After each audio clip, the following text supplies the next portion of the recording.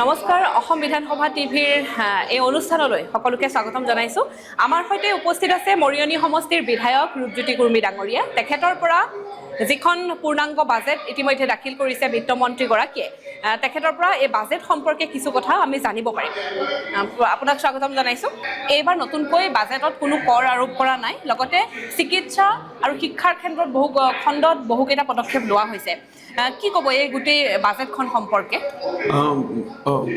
প্ৰথমেতো অসমৰ মাননীয় মুখ্যমন্ত্ৰী ডক্টৰ হিমন্ত বিশ্ব শৰ্মা ডাঙৰীয়াক অশেষ ধন্যবাদ জনাইছোঁ। খুব সুন্দৰ এটা চিন্তাৰে বিত্তমন্ত্ৰী ডাঙৰীয়াৰ জৰিয়তে এটা সুন্দৰ বাজেট অসমৰ ৰাইজলৈ প্ৰদান কৰিলে আৰু কৰমুক্ত বাজেট, সেইটো চবতকৈ লক্ষণীয়।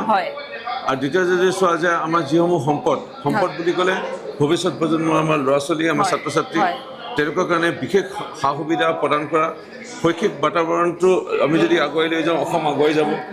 এনে চিন্তাৰে বিশেষকৈ শৈক্ষিক দিশত যথেষ্টখিনি পদক্ষেপ লোৱা হৈছে আৰু বিশেষকৈ উঠি অহা নৱপ্ৰজন্ম নিবনুৱা সমস্যাটো দূৰীকৰণলৈ 2 লক্ষ যি চাকৰি প্ৰদানৰ প্ৰতিশ্ৰুতি মুখ্যমন্ত্ৰী ডক্টৰ হিমন্ত বিশ্ব শৰ্মা ডাঙৰীয়াক আজিৰ তাৰিখত অসমৰ প্ৰত্যেক মানুহে বিশ্বাসত লৈছে। এইটো কাৰণে তেখেতে যোৱাবাৰ 5 বছৰত কৈছিলে 1 লাখ চাকৰি দিম বুলি কৈ, 1,64,000 দিলে, প্ৰায় 1,64,000 তেখেতে চাকৰি প্ৰদান কৰিলে আৰু স্বচ্ছ নিকা আৰু এটা কোৰ্ট কেছ নোহোৱাকৈ। আৰু এয়া খুবেই উল্লেখযোগ্য এটা দিশ।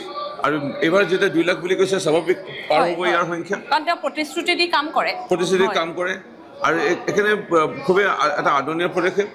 বিৰোধীয়ে যিমানে নকওক, তেওঁলোকৰ বিৰোধীয়ে যদি মানে এই বাজেটখন তেওঁলোকে ভাল ধৰণে পঢ়ি চায়, তেতিয়া দেখা পাব যে এটা নতুনত্ব আমাৰ অসমৰ শিক্ষা পৰিৱেশ, স্বচ্ছ নিকা নিযুক্তি পৰিৱেশ আৰু এটা উদ্যম উঠি অহা প্ৰজন্মক, যি আমি নিৰ্ভৰশীল উঠি অহা প্ৰজন্মৰ পৰা তেওঁলোকক এটা মানসিক সাহস প্ৰদান কৰা পদক্ষেপ গ্ৰহণ কৰিছে। নতুন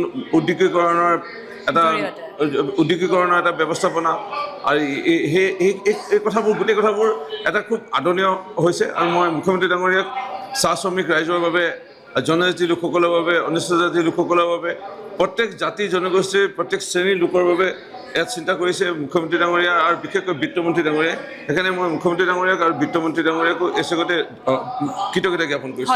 আৰু ক্ষুদ্ৰ চাহ খেতিয়কসকলৰ বাবেও ভাল খবৰ, তেওঁলোকৰ বাবেও কৰ মুক্ত কৰিছে ক্ষুদ্ৰ চাহ খেতিয়কসকলক সকাহ আৰু উৎসাহ প্ৰদানৰ বাবে। কি ক'ব এই প্ৰসংগত, যিহেতু আপুনি এগৰাকী উজনিৰ বিধায়ক আৰু বহু চাহ বাগিচা আছে সেইটো ফালে?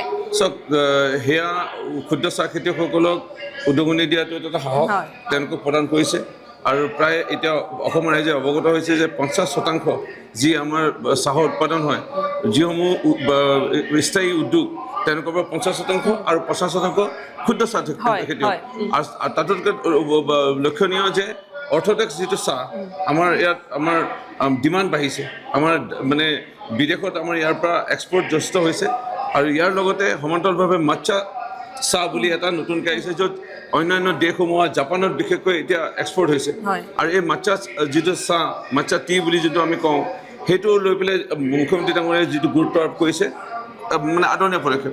আৰু চিকিৎসাৰ ক্ষেত্ৰত 33,000 নতুন পদ সৃষ্টি কৰিব, এইটো এটা যুগান্তকাৰী পদক্ষেপ। নতুনকৈ 33,000 পদ আজিলৈকে হোৱা নাই চিকিৎসা খণ্ডত, স্বাস্থ্য কেন্দ্ৰত। আৰু এইবাৰ প্ৰথমবাৰৰ বাবে যি স্বাস্থ্য উপকেন্দ্ৰ আছে, সেইসমূহত একোগৰাকীকৈ চিকিৎসক নিযুক্তি দিয়াৰ ব্যৱস্থা কৰিছে। ভাৰতৰ স্বাধীনতা হোৱা 80 বছৰ হ'বলৈ হৈছে। এই 80 বছৰলৈকে আমি কেৱল চিকিৎসা মহাবিদ্যালয় বা জিলা চিকিৎসালয়তে দেখা পাইছিলোঁ চিকিৎসক, আৰু আমি ক'ৰবাত দেখা পাইছিলোঁ যদি MPHC পৰ্যায়ত। কিন্তু প্ৰাথমিক ক্ষুদ্ৰ মানে চিকিৎসালয়ত, চাব চেণ্টাৰত কেতিয়াবা ডক্টৰ থাকিব, আমি পাম, এইটো সপোনৰ কথা। এইটো সম্ভৱ হৈছে ডক্টৰ হিমন্ত বিশ্ব শৰ্মা ডাঙৰীয়াৰ কাৰণে, বিজেপি চৰকাৰৰ কাৰণে বা NDA চৰকাৰৰ কাৰণে। মই বৰ্তমানৰ এজন বিধায়ক হিচাপে আৰু মোৰ নিজৰ সমষ্টি, মই নিজে যেতিয়া এই ঘোষণাটো হৈছে, মই অনুভৱ কৰিছোঁ চাব চেণ্টাৰ পৰ্যায়ত এগৰাকী য'ত নাৰ্ছ আছিল, তাত আমি এতিয়া ডক্টৰ পাম। কিমান মানে চিকিৎসা ব্যৱস্থা একদম একেবাৰে তললৈ লৈ গৈ ৰাইজক সেৱা আগবঢ়াব বিচৰা হৈছে। এই বাজেটখন সঁচাকৈ খুবেই মানে হলিষ্টিক, খুবেই ভাল।